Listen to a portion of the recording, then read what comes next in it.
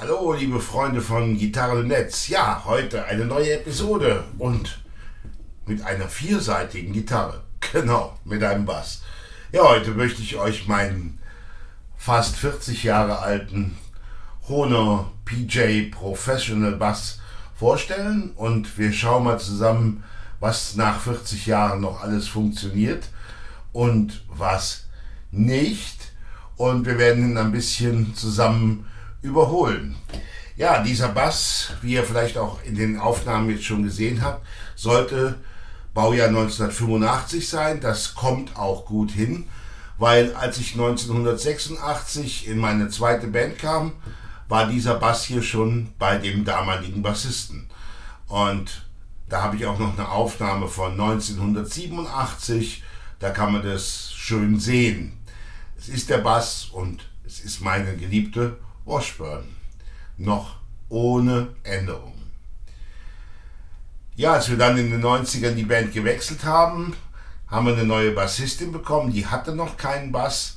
Dann hat sie dieses Exemplar gekauft und auch eine Zeit lang gespielt, wo es auch für Beweise gibt. Ja, und die wollte dann allerdings irgendwann einen richtigen Fender-Bass spielen. Und ja, wie immer, wir brauchten immer Geld, ja, wir waren alle Azubis oder Soldaten oder Zivildienstleistende, hatten die Geld. Und dann habe ich ihr den abgekauft und habe gedacht, Mensch, vielleicht willst du irgendwann mal Home Recording machen, dann brauchst du unbedingt einen Bass, das kannst du ein bisschen spielen, das kriegst du bestimmt hin. Wie man hört in der Einleitung, ja, ein bisschen geht, ne? Mache ich auch ganz gerne. Und ja, habe ihr den Bass abgekauft und seitdem muss er 92, 93 gewesen sein, ist er bei mir. Aus dem Home Recording ist nicht viel geworden. Ich habe nicht viel gespielt, weiterhin waren Bands bis 2010 der absolute Mittelpunkt meines Lebens.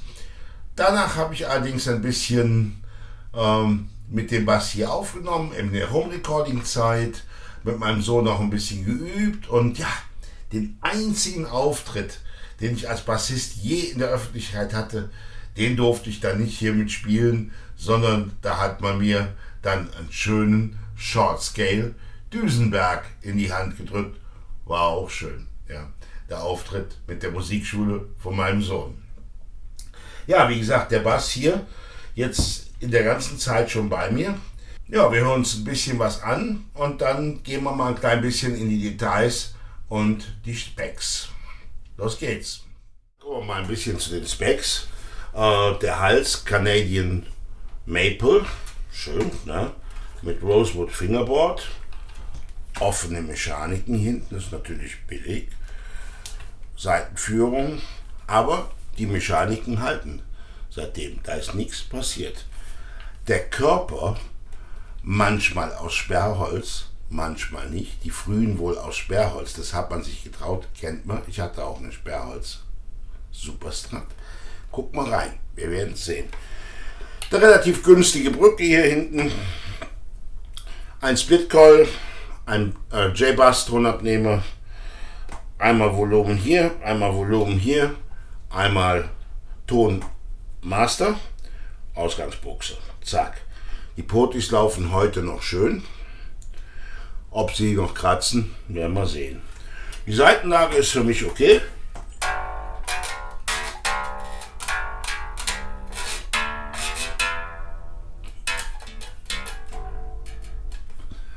Ich finde den akustisch ganz schön. Ich spiele meist mit Black.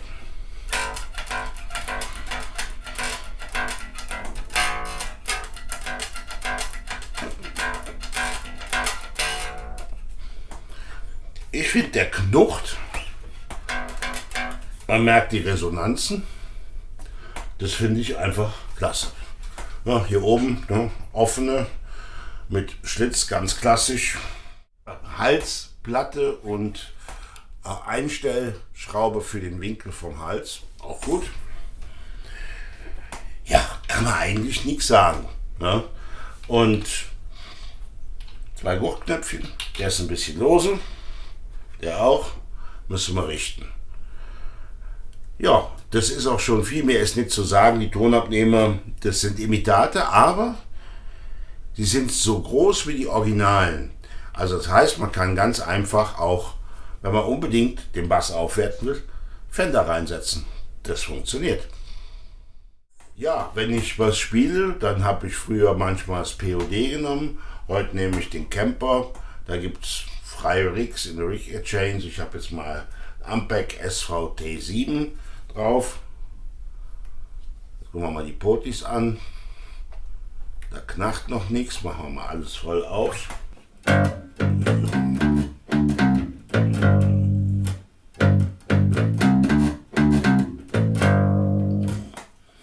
Genau. Fangen wir mal mit dem Vorderen an.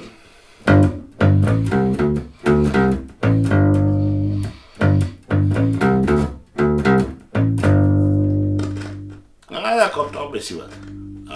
Müssen wir ein bisschen behandeln. Jetzt der J.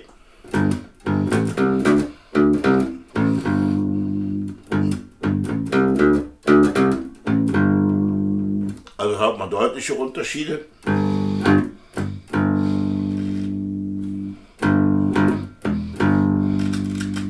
Da auch.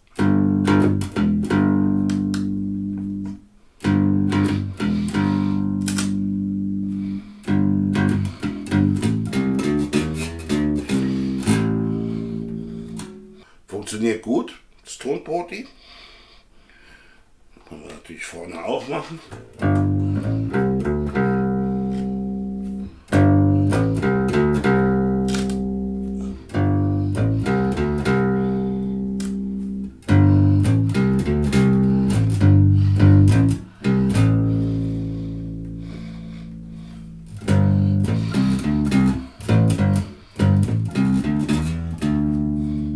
Und jegliches Mischungsverhältnis der beiden.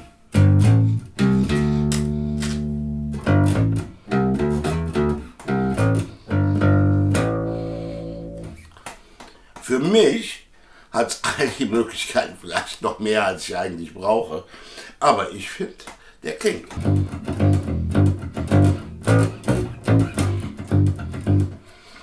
Auch mit den Fingern.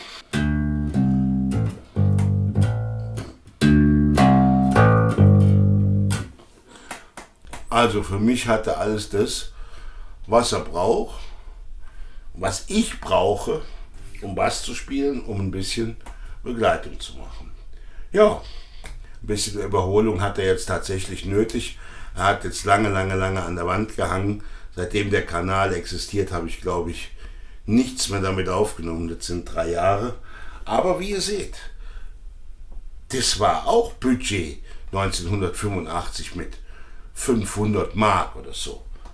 Es funktioniert noch alles. Wir gucken drunter und schauen, ob es auch Mini-Pots waren, wie heute bei Harley Benton. Wir werden sehen. Dann nehmen wir jetzt mal die Seiten runter.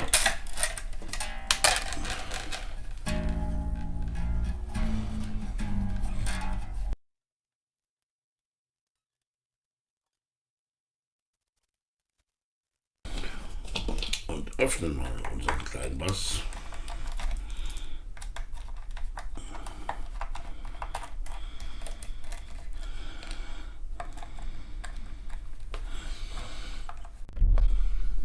So, und gleich haben wir es auch schon.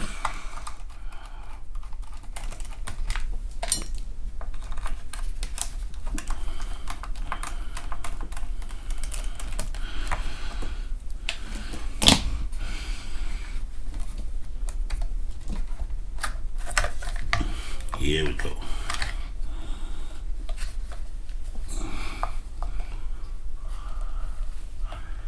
Guckt an, doch Mini-Pots. Die Tonabnehmer sitzen trotzdem im Holz.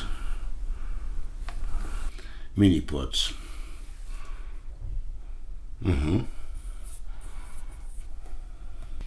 Ja, die werden wir gleich mal ein bisschen reinigen.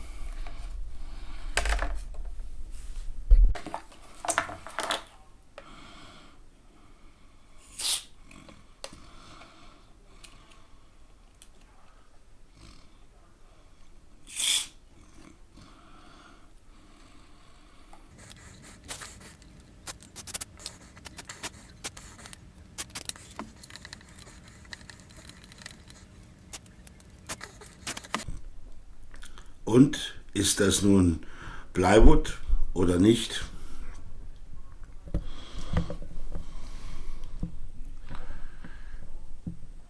Es könnte sein, aber durch die deckende Lackierung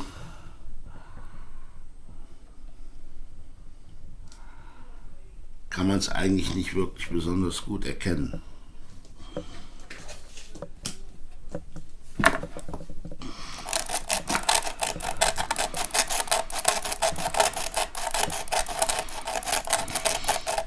Doch, da.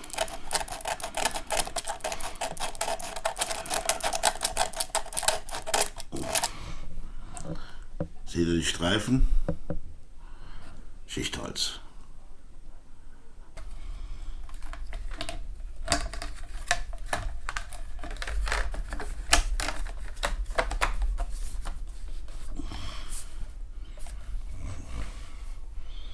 Können wir eigentlich schon wieder zusammenschrauben, oder? Ja. Und dann schön sauber machen. Aber Schräubchen rein. Das kennt ihr ja schon. So ein bisschen reinigen.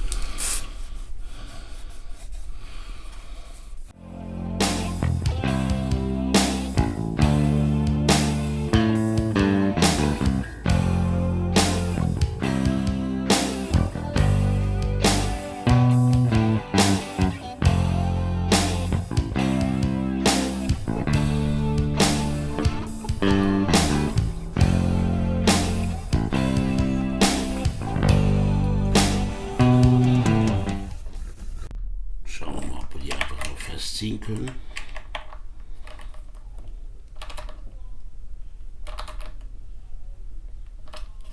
Ja.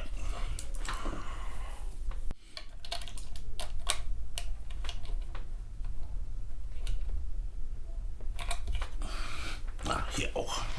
Ja, auch hier ein bisschen gepflegt. Schauen wir mal nach den Tunen.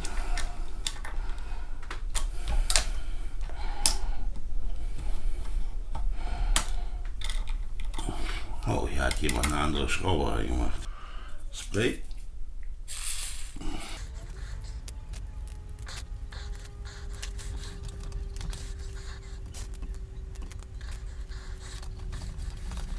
Das ist ein kleiner Kitscher im Lack.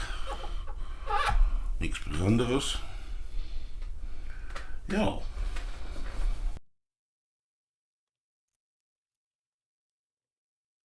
Jetzt können wir noch ein paar neue Seiten drauf machen und schon sind wir gut. Passt.